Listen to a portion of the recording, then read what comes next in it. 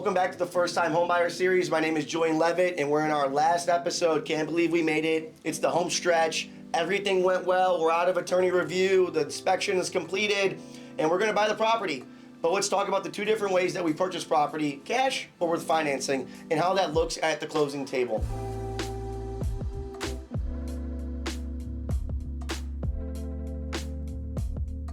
Let's start with financing.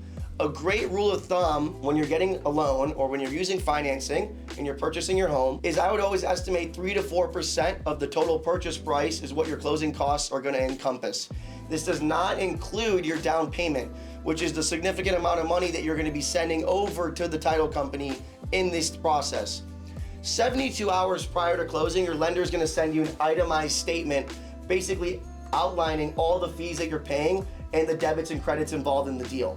When it comes to cash, there's a little bit less money involved because you don't have to pay the lender and underwriting and appraisal and all these different things included when there's financing contingencies involved. So if you're closing with cash, every deal is different, but I would estimate maybe 1 to 2%, maybe 2.5% of the purchase price as your closing costs.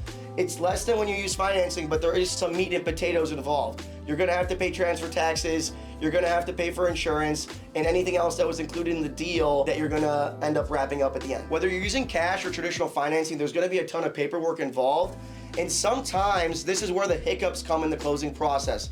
Maybe a lender forgot to include a form, maybe they forgot to include a certain type of language. I had this happen on my last deal and we almost didn't close on time.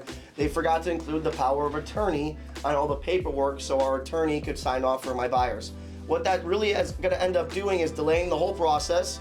And if it's a late closing, say you started at 3 or 4 o'clock, some title offices aren't going to stay open past 5:30. So you're going to either have to push to the next day or you're going to have to push through the weekend to Monday.